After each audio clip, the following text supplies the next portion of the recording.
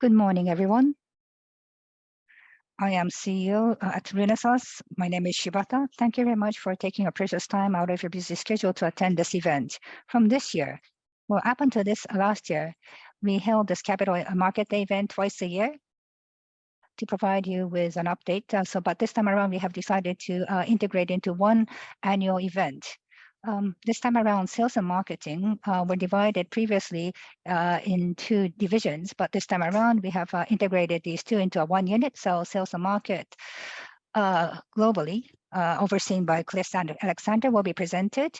And for human resources, because we have implemented many different measures in the HR space, so Julie Pope from Tokyo will also make a presentation.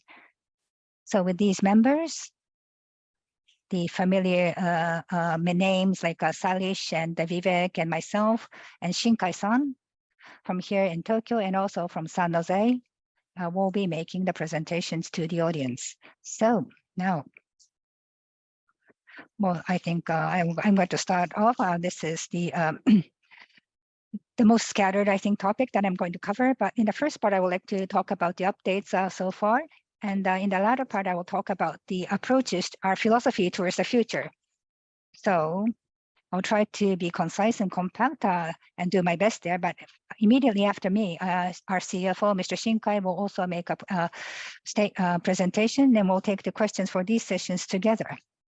Now, okay, let's look back our journey so far. The track record for last year is, I think many of you, I'm sure, are familiar, but if you recap once again, as Renaissance, we were able to achieve record profit and record sales, record revenue. And also, over the last several years, we've been focusing on technical supplementation or complementations with these tuck-in investments in the area of AI and radar. We have also acquired some companies, and most recently, we are trying to strengthen connectivity areas. So those companies, Pasanglix, that has the technology, was also right on the horizon. So personally, what impressed me, if you look at the bottom right, we received several recognitions from several entities or organizations. The Porter Prize of Hidetoshi University. Previously, in my understanding, this was only given to very outstanding companies only. So with that, I really wasn't expecting that Renaissance will be able to gain this prize, and that was beyond our imagination. So all the undertakings so far, I think, have been recognized to some extent in terms of the numbers, in terms of recognition. So therefore, last year, I think, was a very splendid year and fruitful year for us. So that was a recap that I wanted to mention at this page. And from before, from occasion to occasion, I've been talking about the MCU. We received many questions regarding the MCU market share of Renaissance at different occasions. Of course, in our business, the undertakings done today needs a little time lag for it to materialize. So we've been talking about this market share will improve eventually. But as far as MCU is concerned, we have been able to achieve a 100 basis point improvement in 2022 compared to the previous year. Regardless of the segments, when you look at the overall MCU market share, we are the #1 position in the market right now. And then over the last several years, over the last few years, we've been focusing on the 64-bit MPU embedded compute. In this area as well, we have been able to expand our market share to some extent in 2022. Again, we are the latecomer here, so we are still in the #4 position in this space. But over the last in the next several years, we would like to increase our market share and the position going forward. That is the ambition that we have, and we will have that ambition as we undertake the day-to-day operations going forward. Embedded compute is the core of our business because we are semiconductor solution supplier, with placing that as a core, and Silesh will give more color to that. But around the embedded compute, we have the winning combos and other solutions, and through those solutions, analog mixed signals and to some extent power will be attached. And by doing so, we would like to drive growth of our business. So that's how we plan to leverage those attached capabilities. Now, the next page. This is the purpose of the company.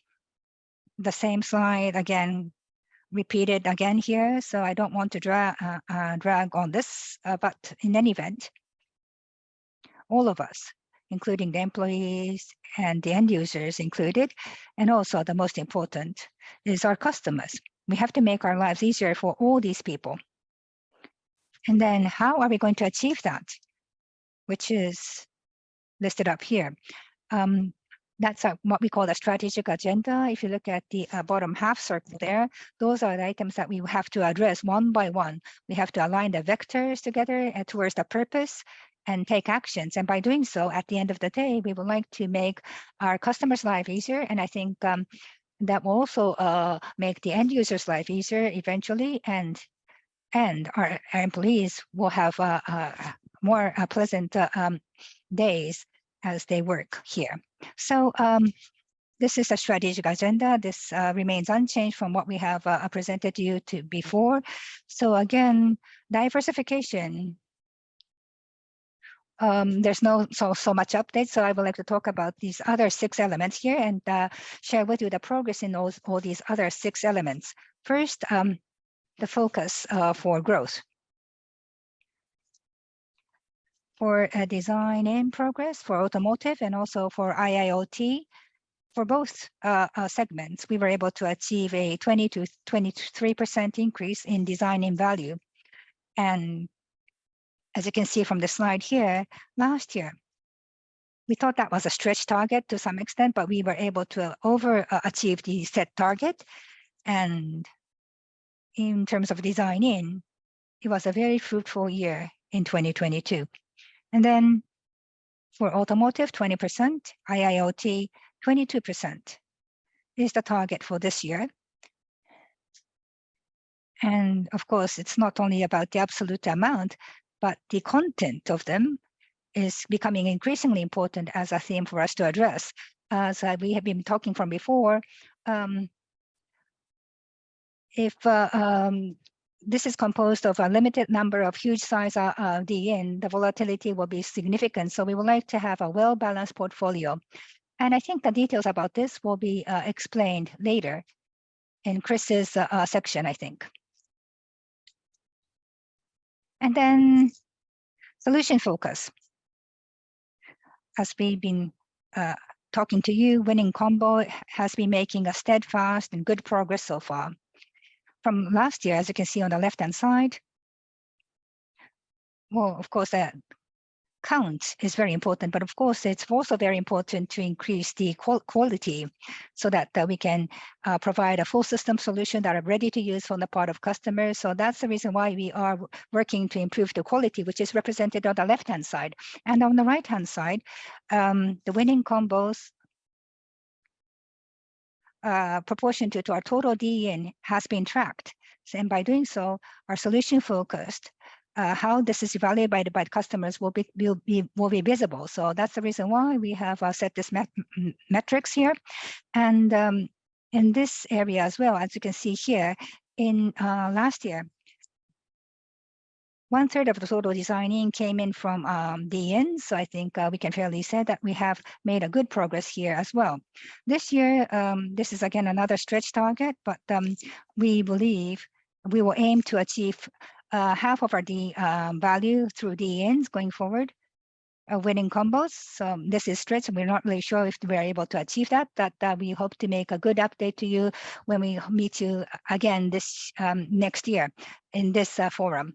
And the next one is the strategic focus of UX enhancement. So I would like to, of course, Chris will cover the details later in his presentation, but in this area, to be honest with you, we at Renaissance, I think we are still at the catch-up phase. versus our peers. So the competitors, I think this is something already taken for granted, but we are now making all-out efforts to try to catch up with them. That's the candid opinion that I have regarding our state. But my view regarding Renaissance, one of the common theme that I have is that there are good elements like technology IP or the dedicated workforce. All these, each element, individual element is very high in terms of quality, but when they are integrated, when to make things easier to use for customers, in that regard, I think even before I came to Renaissance, these were the things that were pointed out that we have plenty of room for improvement. So from the external community, so customer experience and the initiatives that can contribute to enhancing customer experience, if we work on them more, I think the individual strength that we had from before can, I think, flourish going forward. So as an enabler, user experience enhancement is a very important thing that we have to tackle going forward. And next, Fablight. Let me talk about the factories. This is a very small update. The new news is in the middle here. As you can see, at Kofu, 6-inch factory, 6-inch line, we have this capability in Kofu, but from 2025, we would like to launch an SiC line from 2025. This is a very small thing, but I think this is a new update that we can give to you today. And in addition, yesterday's press coverage and also in many different news, you may have seen that how are you going to expand production going forward is a very major theme for us as well. And in Japan and also overseas, and our standalone efforts and also partnership with foundries and other customers, we are still making studies and exploring the avenue. We would like to give more meticulous consideration to this, and at the right timing, we hope to make an update to you. But if I dare try to comment on one thing, which might be meaningful to you, is although we say that we are Fablight, but power and also for some node products, lagging nodes, we are committed to making continuous investments, and this will be covered by Shinkai-san later. But to some extent, CapEx and depreciation, we might have to expect a more stepped up initiative in those areas. And that's one thing that I would like to share with you at this juncture. So IGBT, we have already announced the K6 plant in Kofu. That's one thing. And also the other thing that we shared with you is the SiC new initiative that we have during the timelines here for IGBT. Actually, we are making good progress already.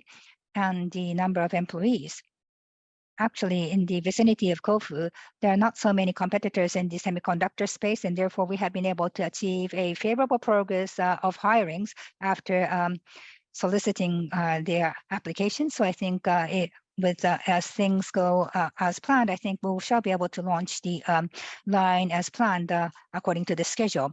And as I mentioned earlier, in a small parts from 2025, we will make a second round of investment decision sometime this year so that we can launch the capacity and ramp up the capacity from 2025 onwards for SiC as well. And so sorry for the scattered presentation. I would like to now talk about culture and also ESG to give you some updates. Culture, TAGI, is something that we have been eagerly promoting since over the last several years. Transparent, agile, global, innovative, and entrepreneurial. Those are the 5 keywords here. And as we mentioned to you last year, this year again, we conducted an employee survey, just finished it recently. The score and the response was slightly higher than last year. 92% of the employees responded to the survey. Last year, the score was 91%, and we received about 5,000 comments.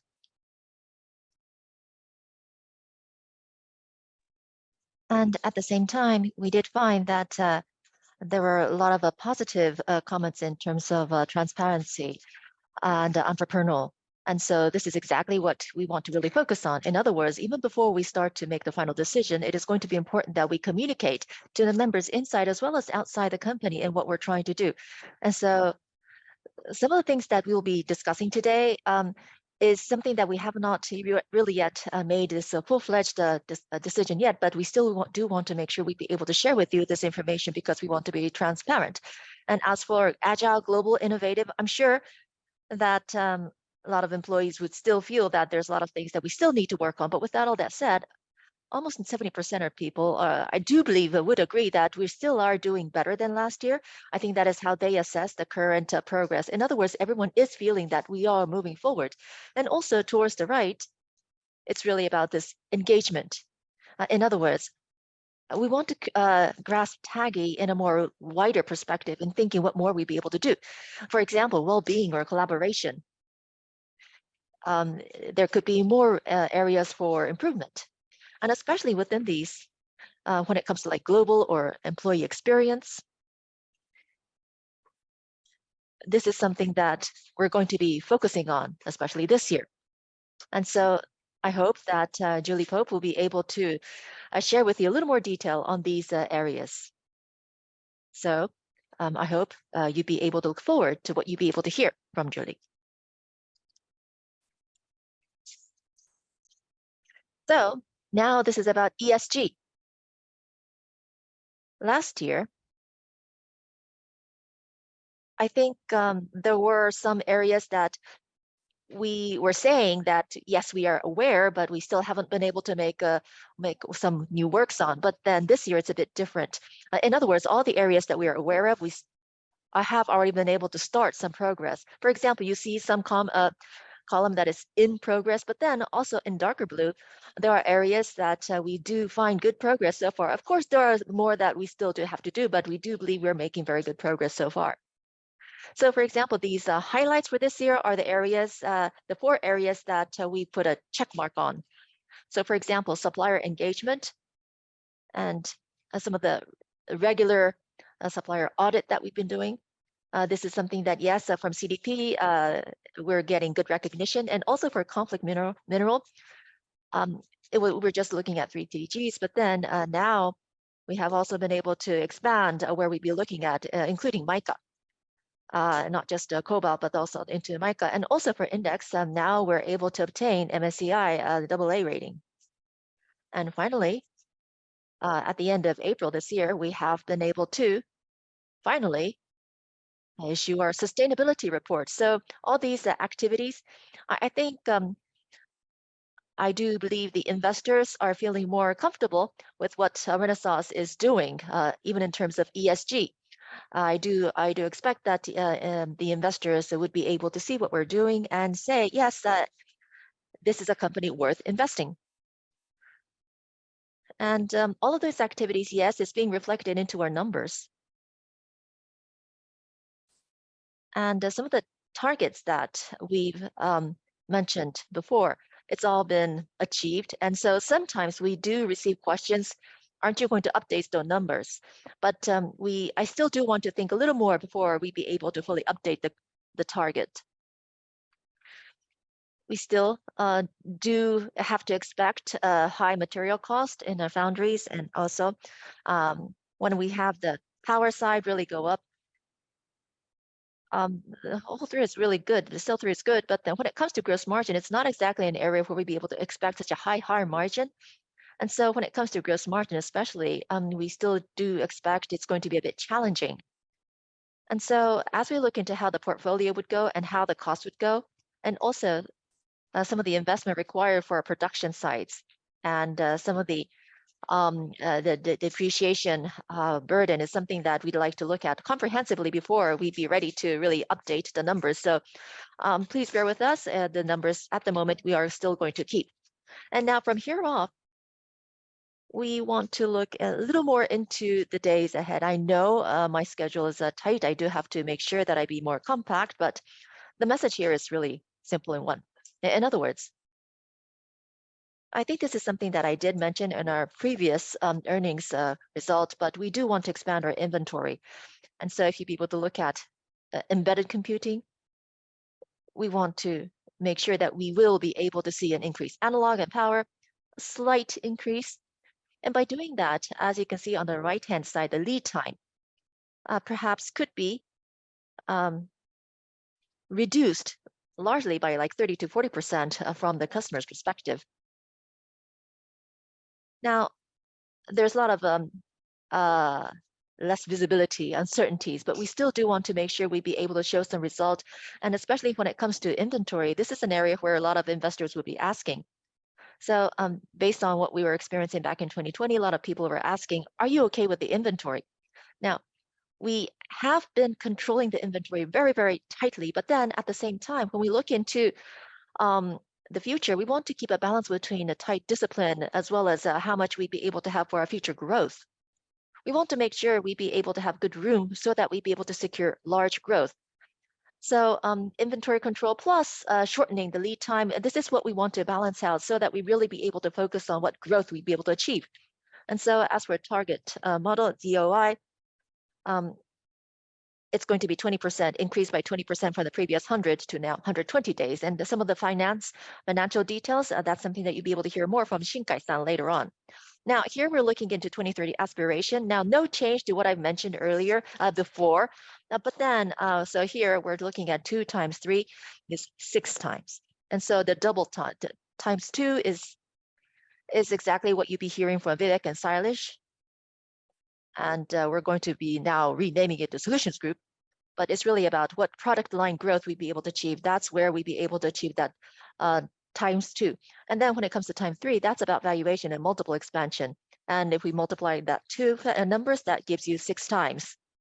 And especially when it comes to valuation gap, filling in the valuation gap, we've always been talking how Renaissance has been doing better ever since 2019, but then this is really supported by a good tailwind. What are you going to do when there's a headwind? And so that's exactly why we want to keep a mantra, forge ahead, profitability, and emerge stronger. And in other words, it's going to be important that we do control our expense. And as we do that, we should be able to at least maintain a good margin, even if the top line starts to go down. Now, our expectation at the moment, so when we come back to a growth phase of the market after the correction phase, we'd be able to have good assessment that we have been able to really emerge strongly after the downside, and we do believe that's going to help in filling the valuation. And some of the initiatives for that is something that have been questioned by some investors, but it's about capital allocation. So I have been expressing before, but when it comes to dividend, we want to make sure we be able to restart offering our dividend payout as soon as possible. So we should be able to announce this in the near future. That is our expectation. And when it comes to buybacks, just very recently, we have announced the 50 billion in amount of buyback. And some analysts and investors are now also saying that maybe you might want to go like a start saying, like declaring like how much of free cash flow could be offered for dividend. And we do believe we need a little more time before we be ready to say that, because there are some areas where we still do need to fill in other words, in terms of our capability. So a little more M&A, not large, but we do believe there's a little more M&A that we have to do. Now, when that opportunity comes, it's something that we will not be able to say at this moment, but then when we know the opportunity presents itself, we want to be ready to go for it. But of course, if we're going to start paying out the dividend, we want to make sure we continuously pay out. And if there's a good opportunity, we also do want to go for some buybacks. And so we're going to small start with a dividend. And once we become more stable, then we should be able to start talking about what kind of for example, target within a free cash flow, etc. And so aspiration, it's really the same thing that I have been saying. So collaboration and digitalization, but also when it comes to culture area, the collaboration, I think these are all what ties in all together. But that's really the background in really going into the sales and marketing, where you'll be able to hear more from Chris later on. So the point here, in the past, IIBU and ABU, we had these BUs each separately pursuing growth. And we do believe we have been able to see some result from that. But then from here off, we'd like to make sure that we leverage the full capability of the entire Renaissance. And that's what we're saying. For example, sales and marketing integration. But then, for example, auto probably would be easy to understand, but as automobile is going to be like a computer on 4 wheels. And so automotive or industry, infrastructure, IoT, that type of business unit categorization might become not exactly a hindrance, but having these two segments obviously is not going to become a driver, accelerator of our growth. And that is why we decided to, well, first of all, change name. And so we want to come up with a naming centering on technology. It's a bit long, but this is how we want to call what we're going to do. And of course, for investors, I'm sure we'd be able to still speak with the language of business unit, because that's probably going to come across better, especially as the investors would like to compare ourselves with peers. But then when we talk with internal members, we want to make sure that we be able to show our stance, our attitude, that we want to leverage the full perspective, full capability of what we're doing. And that is why internally, especially, we're going to be calling what we do on the way that we have on this slide. And especially when we want to, for example, with design in, we want to make sure that we be able to do some crossover activity 2.5 times more, and also winning combo 60%. And so with that attitude, and so we do have this KPI, so we'll be able to facilitate or accelerate our intention to go an all one Renaissance type of approach. Now, digitalization, this is a quick Connect Studio example that I have presented here, and I'm sure there's a lot of things available. It's already available for you to see in our website. I hope you'll be able to look at. But then UX enhancement, digitalization, in the end, it's really going to be to make our customers' life easier through digitalization. And especially when it comes to Quick Connect, it really ties into our future business. But the device that it comes on here may not always be Renaissance products. And so we want to make sure that we look at this from the customer's perspective. So from the customer's perspective, they be able to find on this Quick Connect Studio, be it Renaissance product or non-Renaissance product, and they still be able to enjoy simple programming, and they be able to order this board. Once they have it in their hand, the customers would already have a lot of things prepared. So that's exactly what we're trying to offer. And of course, from here, it's really about expanding what we'd be able to put on this board. And so again, digitalization, we want to make sure we be able to enhance our customer experience. And when we try to do that, we don't want to just stick to just Renaissance product that would come on board.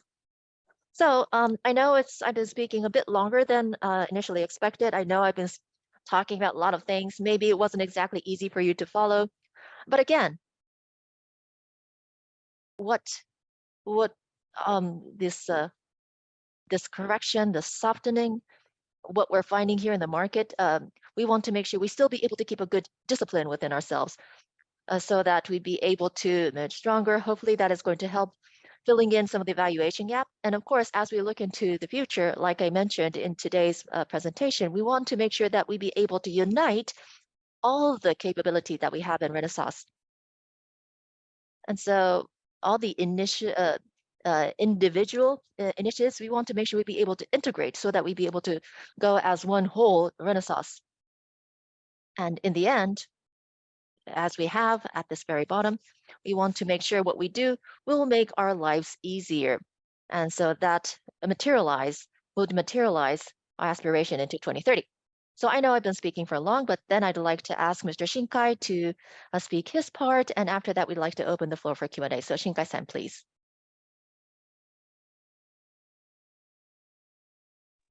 Thank you very much.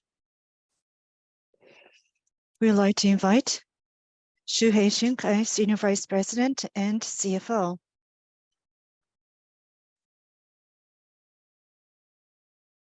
Thank you very much. I am Shuhei Shinkai, CFO. And in this segment, I would like to talk about how we are moving ahead to achieve our aspiration towards a 6-fold increase in our market cap.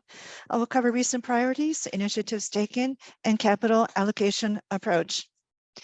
Let's break down the six-fold increase, we have on the horizontal axis the scale, which is expressed as twofold, and triple on the vertical axis to represent valuation growth. Back in fiscal 2022, the actual is $12 billion. In 2030, the aspiration is to top 20 billion, which means an average annual growth rate of 7 to 8% will be achieved. From this point onwards, the main measures taken is execution of the midterm plan.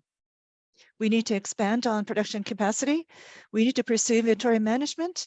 We need to acquire complementing technology through M&A. Let's look at the valuation on the vertical axis.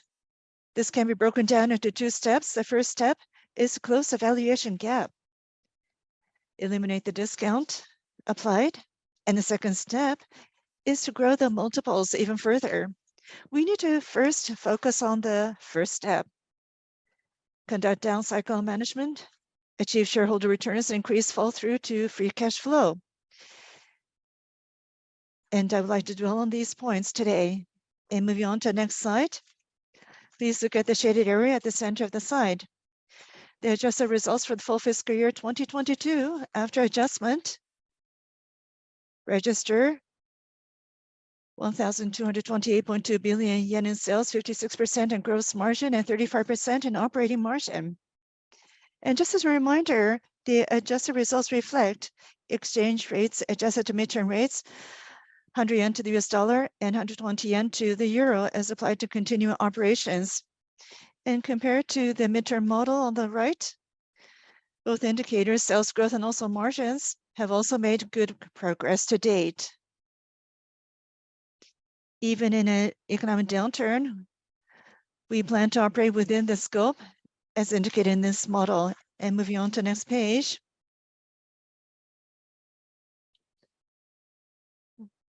Related to down cycle operational management, we need to take a look at changes in operational resilience.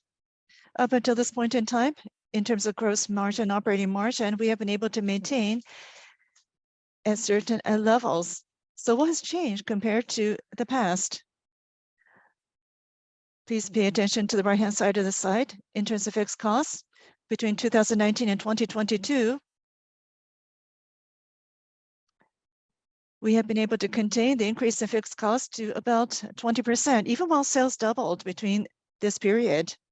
Amortization costs were controlled, M&A synergies were materialized, and SG&A savings continue to contribute to the performance. And hence, the overriding operating leverage has been contained, has become smaller. In terms of production mix, let's look at the front end. 2019, at this point in time, in-house production accounted for over 60%. But 2022, this has been controlled to around 40%. Changes in operating rates now have a smaller impact on gross margin. Let's look at the product mix. There's been an increase in analog, and the margin cushion is now larger. These changes have increased financial resilience. Let's move on to the next page. And let's touch on the situation this year. As you see on this slide, first half of 2022 to the first half of 2023, we are looking at the gross margin bridge. Comparing the two on a year-on-year basis, gross margin is expected to decrease 3 points. We have broken this down into some blocks. In terms of amortization expenses, there's a slight decrease year-on-year and registering positive for gross margin. And on in automotive and industrial infrastructure IoT, sales year-on-year has declined, and therefore company-wide mix has deteriorated due to lower sales volume year-on-year. And looking at utilization at the center, there has been some decline in terms of capacity utilization, 250 basis points. First half of last year and this first half of this year in comparison, utilization for 90% has declined. 70%. That's about a 20 percentage point decline.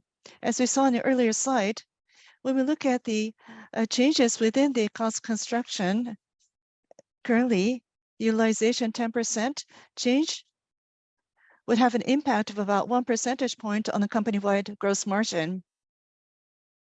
And hence, where the utilization rate decreases 20 percentage point, this translates to approximately 2.5 percentage point deterioration in gross margin. And let's look at the manufacturing cost. There has been an increase and also an improvement in product mix, which are almost equal. There is increased raw material and electricity costs as well at in-house plants, increased outsourcing costs to foundries.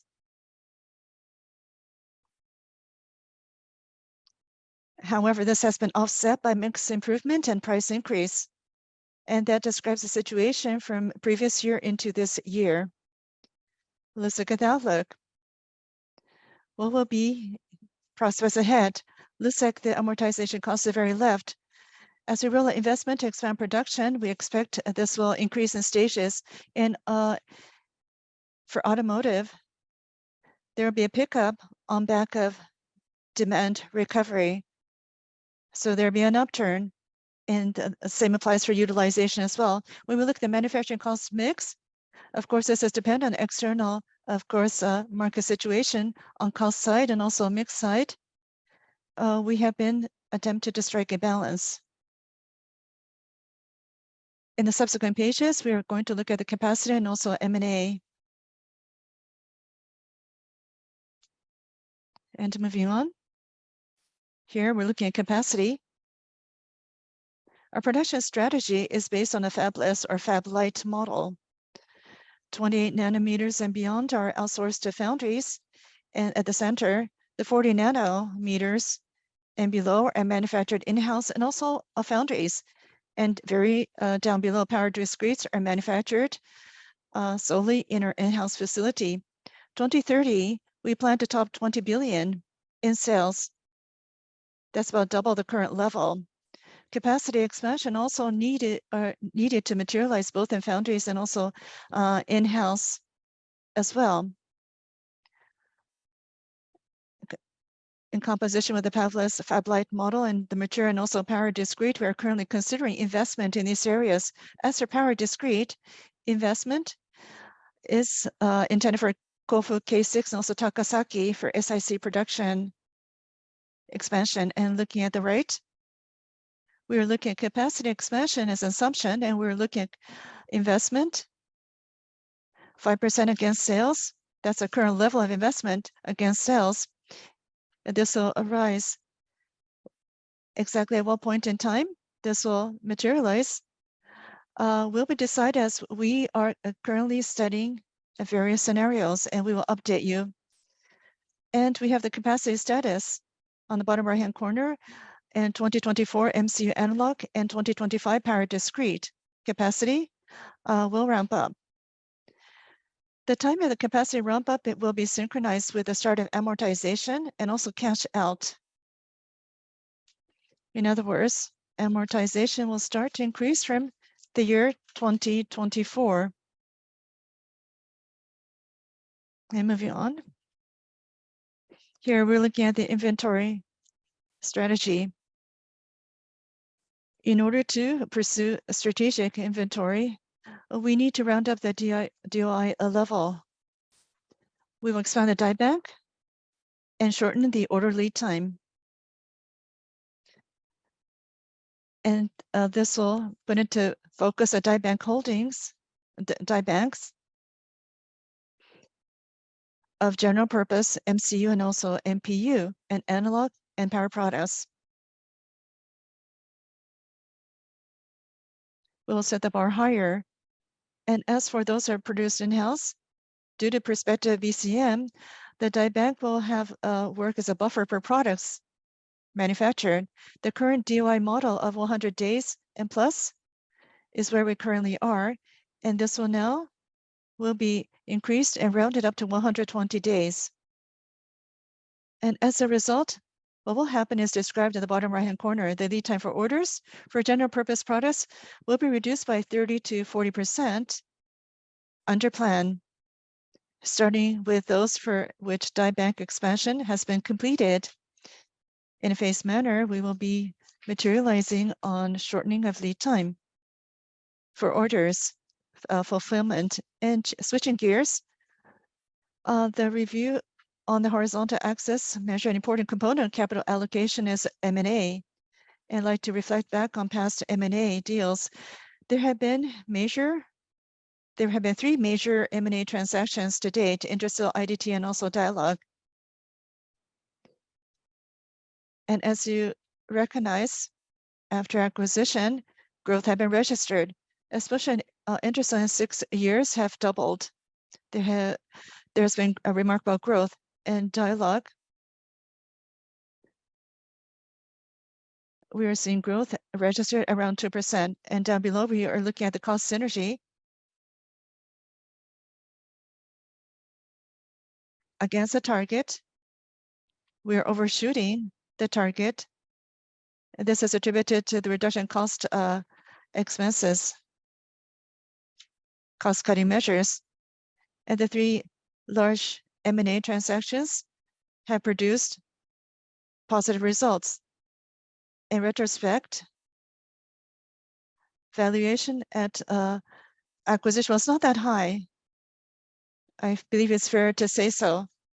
For these M&A initiatives will remain as a major investment opportunity. And moving on, here we're looking at tuck-ins. We're looking back on the tuck-in in NMA, a fairly small size in terms of technology as well as platform. We have a drive to also conduct M&A and tuck-ins. For minority investment combined, there have been 8 acquisitions thus far, totaling $400 million overall, as we see at the bottom of the slide. From industrial IoT to automotive, we have acquired a wide range of available products. So how are we going to capitalize on the technology on a company-wide basis? There'll be an explanation offered by Vivek later on. And how are we going to utilize the platform? And this will be explained by Chris Alexander later on. And here on capital allocation, as I've mentioned thus far, we have invested in growth and also shareholder returns. The emphasis is where we will be moving towards. The policy of shifting the axis capital allocation to investment and growth and shareholder returns remains unchanged. We'll consider capital investment, especially in the area of mature process. Of course, we're studying various options. In terms of investor, we have the DOI model, which will be updated. We will shorten lead times and also prepare for BCM. Financial health, the leverage target remains unchanged. And as for M&A, this will remain an important strategic option. Shareholder returns. Assumption is dividends will be paid out on a stable basis in small amount to be achieved as soon as possible. And share buybacks will be carried out flexibly. And model update. We have recently updated DOI model from the conventional 100 days to 120 days, otherwise remains unchanged. However, as we have indicated, we understand that there's a need to revise the DOI model, particularly for capital expenditures. Updates will be made in due course. And lastly, and this is the same as the initial page, we will color in the 6-fold area map sequentially. And today I have ventured to explain A and B measures captured in A and B. And in subsequent opportunities, we will update you on progress here and on other initiatives. Thank you very much for your kind attention. Thank you very much for the presentation. Now, we would like to move on to the Q&A session. In this Q&A session, Shibata-san and Shinkai will answer your questions. If you have any questions, please indicate by the raise hand button on your screen. In the order of the hands that we see, we will call your company name and your full name.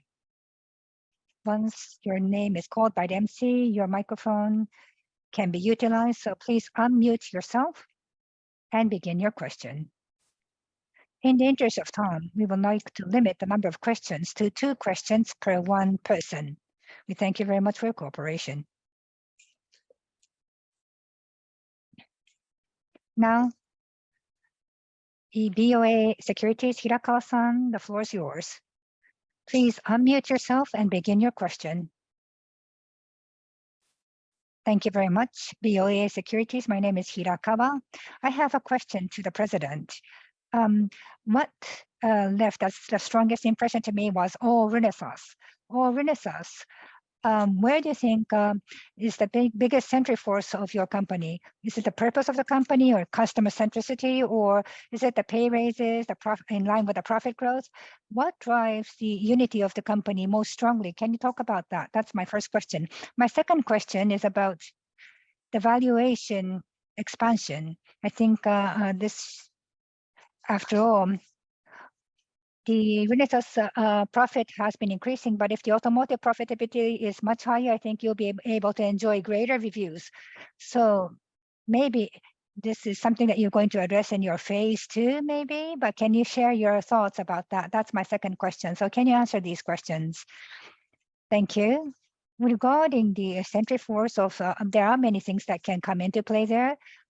For example, the closest things, and I think that the most important thing would be the interaction with customers. As I mentioned earlier in my presentation, for example, when it comes to automotive from customer,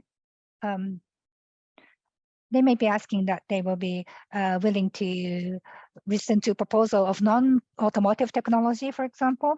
And in our conventional categorization, those customers who are not really viewed to be automotive customers, but they are now coming into the space of automotive business. So that's happening every day in and day out. So through those interactions with customers, I think in order to make customers' lives easier, we have to deliver and propose all that we have, including the assets of the acquired companies, in a way that is easy to understand for customers, easy to use by customers. And that will, I think, lead to great reviews, especially when it comes to the changes of applications and technology. And in addition to that, in the geography that's showing a faster rate of growth, like the customers in Vietnam, India, and China, if you go to those markets, we have to break away from the conventional thinking. And because these initiatives are better appreciated by these markets. So we have to consider these things and come up with ideas that will be better appreciated by customers. I think that would be the biggest driving force to drive unity. The second point is the market share of the automotive, which is very difficult for me to comment, but because of the EV ramp up, I think the power discrete will see a surge immediately over the short terms. And I think we are lagging behind compared to other competitors to some extent. IGBT, we thought that this is going to start up from 2025 in our case. So in the meantime, when you look at the automotive semiconductor, I think we will continue to face some challenges in this period. But thereafter, if you consider the growth thereafter, of course, automotive is a very exciting space, and we have to step up our activities. Of course, that is the ambition. But still, as we've been talking from before, we have to also achieve a good balance between the different segments in a favorable fashion. So we have to look at the entire company and achieve growth as the overall company in a smooth way. So that is the primary ambition that we have at the moment. Did I answer your question? And I'm sorry, in the outset, I said that some SiC production line, Takasaki and Kofu, I mixed together, but to be precise, the 6-inch Takasaki line will be the startup phase that we are going to use. So that's a clarification that I wanted to share with you. Thank you.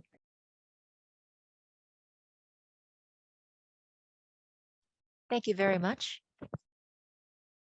Next, from Daiwa Securities, Mr. Sugiura, please unmute yourself and you can ask your question now. Thank you very much for the presentation. This is Sugiura from Daiwa Securities. I have one question. So within the semiconductor industry, I think you have been able to obtain like excess income or profit. And for the past 2 years, for example, the semiconductor price had always been going up, even though it should have been going down. And also nowadays, it's really going on a downtrend. But then if you look at the entire semiconductor industry, there's a lot of a BCP inventory that is being required. I mean, there are still some customers that's looking for inventories. And so within that perspective, maybe there were like extra revenue or income that you've been able to gain. There are some concerns around that. And do you think there's going to be a negative rebound? Do you think there's such a risk? I mean, some people might be feeling that. And so you are looking at the business on yourself. Do you think there's a potential for that? For example, do you think there's a chance that you might find this negative rebound in that sense? And if that's going to materialize in the end, in order for you to still achieve your target, how do you think you'll be able to control that? So if there's any like thoughts that you have at the moment, can you share that with us? Thank you very much. When it comes to that, I'm not exactly sure if you'd be able to say it as excess or extra revenue or income. I'm not exactly sure if that's really the right way to express that. But with that said, if we try to look at this from the entire semiconductor industry, I think like historically speaking, it's more like more value that that had been leaking out of the semiconductor space. And I think that was something that we have been observing in the past. So I think it's really the profit. I think we now are more positioned to be able to secure the profit that used to just leak out of the semiconductor space. That's the field that we have. Now, with that said, on the short-term perspective, of course, there will be some ups and downs.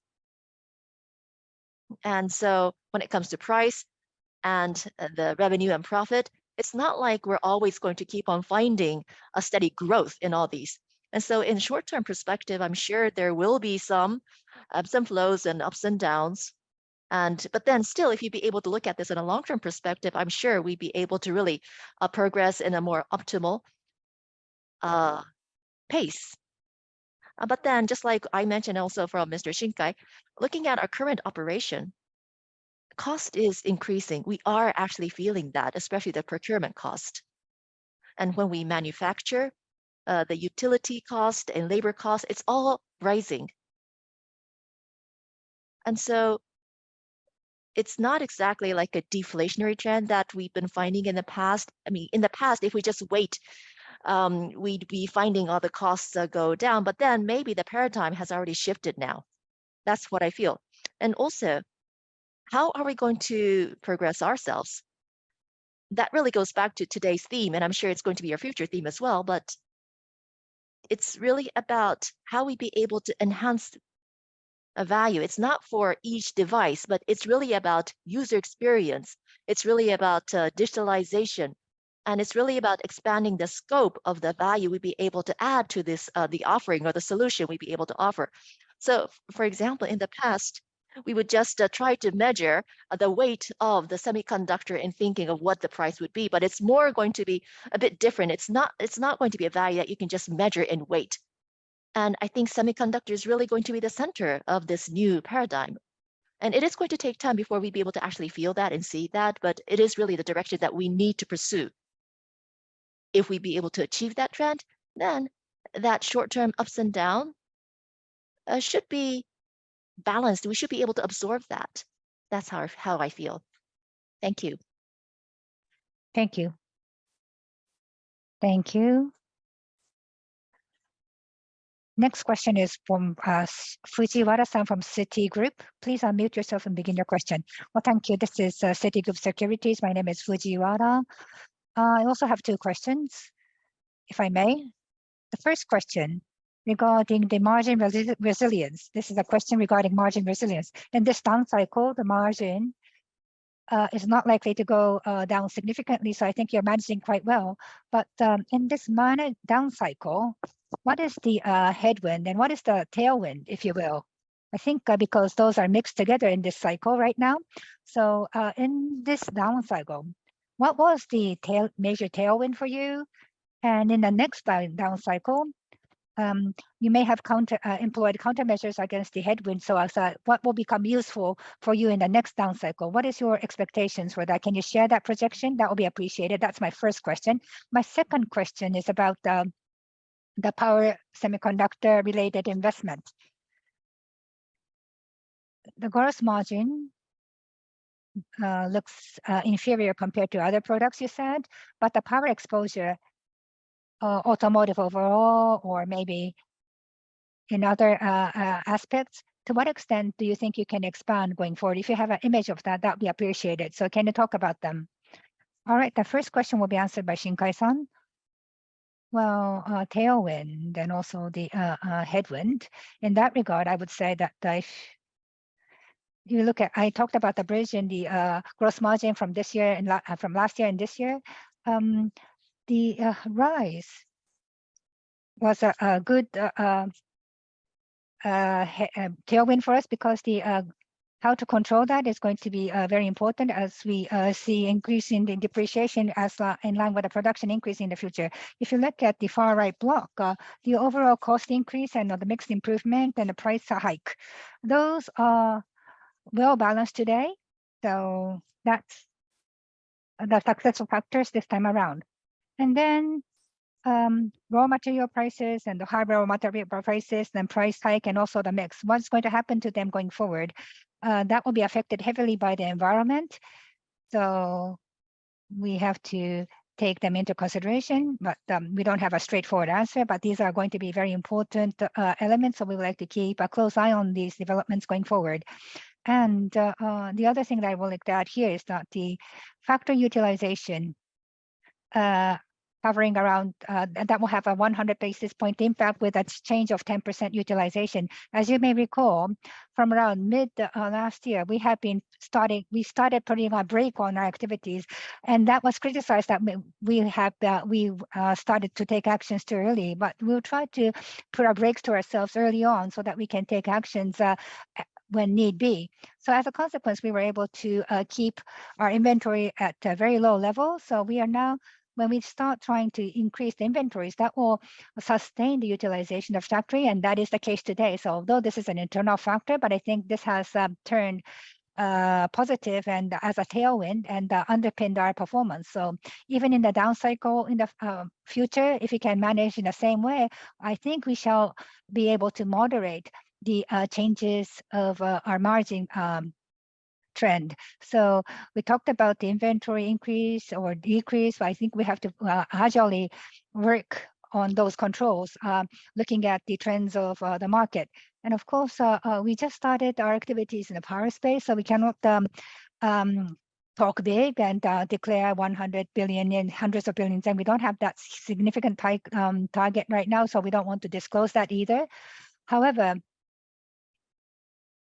no matter what we think about it, EV is the most typical application, but even other than EV power, especially centered on renewables,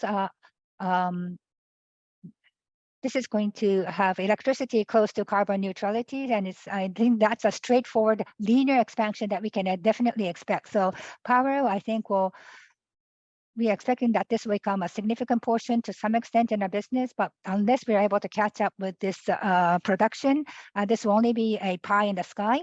So therefore, we have to make sure to ramp up our production, and also we'll have to consider our production plan at different factories going forward and decide on what would be the optimal level and also decide on the margin. Those are the things that we have to consider going forward. That's it. Thank you.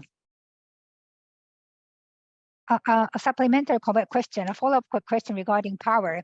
Automotive, in the automotive sector, I think you are comparable to the market. I think that is the ambition you have, to stay comparable to the market, but also for power. Are you trying to catch up with the market? Is that your immediate target? For power, we are starting from a very small base for now. So as for the market share, we have an ambitious plan to expand significantly because our size is very small today. According to our estimate, even with IGBT, we are slightly less than 10%, I believe, at the current moment. So we would like to aggressively and significantly expand this area, including IGBT. That's the plan. Thank you. Thank you. I understood very well. Thank you. Thank you. Thank you very much. Now we'd like to take a question from Mr. Kojima from Nikkei BP. So can you unmute yourself? This is Kojima from Nikkei BP. I hope you can hear me. Yes, we can. Yes, we can hear you. Well, thank you very much, as always. So it's really like a follow-up to the earlier question. I wanted to ask about power semiconductor as well. So on slide 11 of what Mr. Shibata's presentation, I think you were talking about IGBT and SiC. I think you had a slide like that. And so SiC, when you say SiC, you're going to manufacture for the time being in Takasaki, is that correct? Yes, that's right. So you are also, aren't you also going to manufacture in Kofu? Do you have any plans like that? Well, at this moment, I can't really say, but at this moment, Kofu is for 12-inch. We want to have Kofu focus on 12-inch, and SiC is not going to go for 12-inch, which means it's going to remain in Takasaki. But of course, we don't know what the future could be, but that's the current plan. Thank you. And so at a point of 2025, let's say you went into a ramp up and then SiC and IGBT, what is going to be the scale that you have in mind? Still small. SiC at the moment, at the point of FY25, it's just going to be like a peanut size business, just got started, something like that. And it's going to be like second phase and third phase from year 26. So that's what we have at the moment in plan. And in terms of IGBT, if things go steadily and well, thinking from the current scale, is probably going to double or triple. It should become quite large at the point of 2025. Thank you. And IGBT, you mentioned like 10%, and so under 10%, is that going to be the share of the current market? Yes. Thank you very much. That's it for my question. Well, it's not exactly IGBT, but within EV, the IGBT share within EV. Got that. Thank you very much. And that's just our assumption, mind you. Got that point too. Thank you very much. Thank you very much. We are almost running out of time, so this will be the last question. From Goldman Sachs Securities, Takayama-san, please unmute yourself and begin your question. Thank you very much for the opportunity. Let me ask my question. Regarding M&A and capital allocation, and also M&A, including capital in the context of capital allocation, in the period up to 2030, I think you're basically planning your target based on organic growth. But in addition to that, do you think it is meaningful for you to add sizable M&A in addition to organic growth? That's my first question. And you're also looking into software-related acquisitions. So what are the areas that you still need to complement at this point of time? That's my first question. Yes, our plan remains basically unchanged. Software, digital will be the centerpiece of our activities. So I think we need to make sizable acquisitions or investments in these spaces. And also, this is something that we have been talking from before, connectivity and compounds. Those are the things that we would like to reinforce. So depending on the deal and depending on the projects, the size will vary from small ones to quite large ones. So I think we're looking at a broad range here in terms of size of investment. And because it depends on the counterparty, so this is something we cannot really foresee. So we have to keep a very wide spectrum in mind and continue thinking. That's the current status. So let's say in 2030, towards 2030, do you have that in order for you to achieve a certain revenue size? Are you looking into acquisitions? Maybe you have to consider that your organic path will not allow you to achieve that revenue. Will that be an approach that you can take? I will not rule out that possibility, but that is not our mindset today. The acquisition that we are thinking about right now are perhaps the PL impact, I believe, is not going to be that significant, even if we carry out a sizable M&A. So it's rather trying to complement our missing capabilities, our shortcomings, if you will. So in that regard, it's not going after the numbers. So it's like in order for us to be comparable with our peers in that respective sectors, we would like to add those tokens to complement our capabilities. So in terms of revenue, as we have been talked before, and this will be covered by Silesh and Vivek later. So we would like to continue on with the plotted line, and that is a strategy that we are planning to follow. Okay, thank you very much. And my second question is about the SIC. Once again, can you share with us what is the strength that you can expect by going into this space from now onwards? Because all the other peers are well advanced in the SIC space. So can you explain what's the reason why you have decided to go in here? And also, when it comes to supply chain, in terms of procurement of raw materials, have you confirmed? As for the second part of the question, the raw materials, efficacy, as we have discussed before,